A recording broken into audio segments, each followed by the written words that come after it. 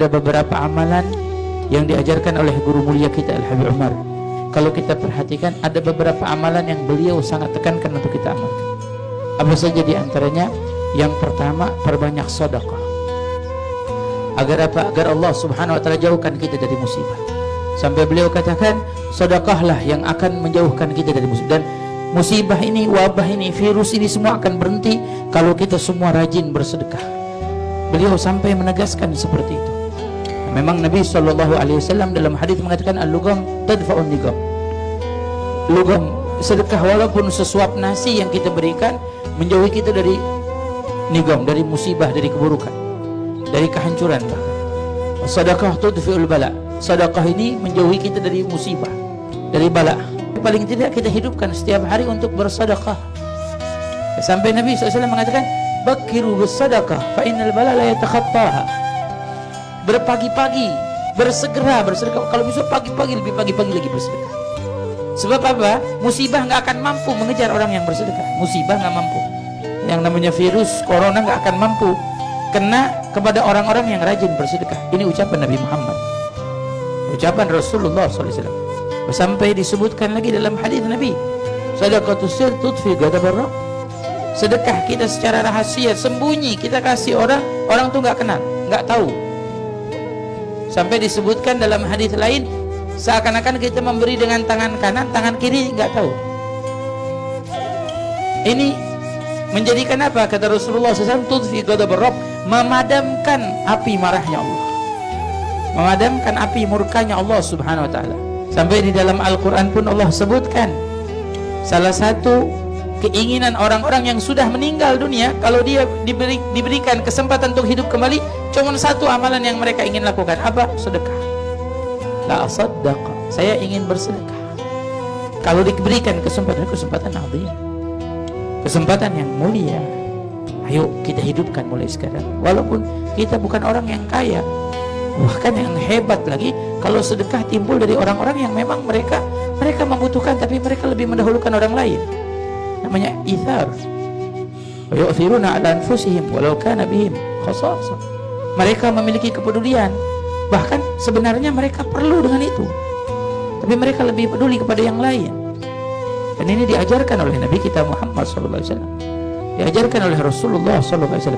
Maka mulai sekarang hidupkan sedekah. InsyaAllah kita yakin, sebab kita punya guru mulia, kita selalu yakin pada guru kita. Apa yang beliau sampaikan, beliau katakan insyaallah bala akan pergi dengan sedekah. Kita mulai sekarang bersedekah dan insyaallah semua akan pergi.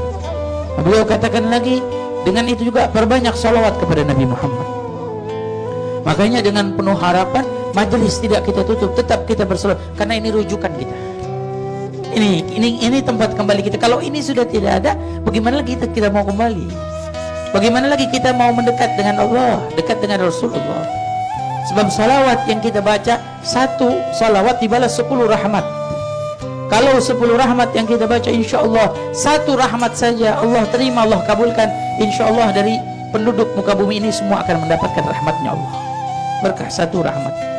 Kalau Allah Subhanahu wa taala balas, nggak kurang. Bahkan sampai disebutkan dari zaman Nabi Adam sampai hari kiamat, satu rahmat nggak habis. Sampai dalam hadis Nabi menyatakan bahwa Allah menciptakan 100 rahmat. Satu rahmat diberikan dalam hidup di dunia ini, alam. Tapi 99 nanti di hari kiamat Allah berikan. Maka perbanyak juga salawat kita kepada Nabi Muhammad sallallahu alaihi wasallam baraka alaihi. Insyaallah berkah salawat kita kepada Nabi Muhammad, seperti guru mulia kita Habib Umar katakan, akan pergi bala, akan hilang bala, akan musnah bala. Insyaallah Allah berikan itu semua terangkat. Amin ya Allah. Yang ketiga, amalan yang beliau sarankan lagi, beliau nasihatkan istighfar diperbanyak. Apalagi ini bulannya Syahrul Rajab, bulannya istighfar. Banyak mungkin orang-orang kita sekarang lalai dengan istighfar. Ada beberapa tempat saya perhatikan, dulu selalu membaca amalan yang diajarkan oleh Nabi sallallahu alaihi wasallam, oleh salafus saleh kita, untuk membaca istighfar diperbanyak di bulan Rajab, khususnya selepas salat subuh, selepas salat isya. Hampir semua masjid baca Rabbighfirli warhamni wa tub alayya. Dulu saya sering dengar, tapi sekarang nggak terlalu mendengar. Banyak orang habis salat lupa. Habis salat lupa baca Rabbighfirli warhamni wa tub alayya 70 kali. Kalau dulu selalu tuh, sampai di masjid di tempat tinggal saya pun nggak jauh dari tempat tinggal saya, selalu baca dulu. Tapi saya perhatikan saat-saat ini udah nggak baca lagi. Nah, ini amalan yang perlu kita perhatikan.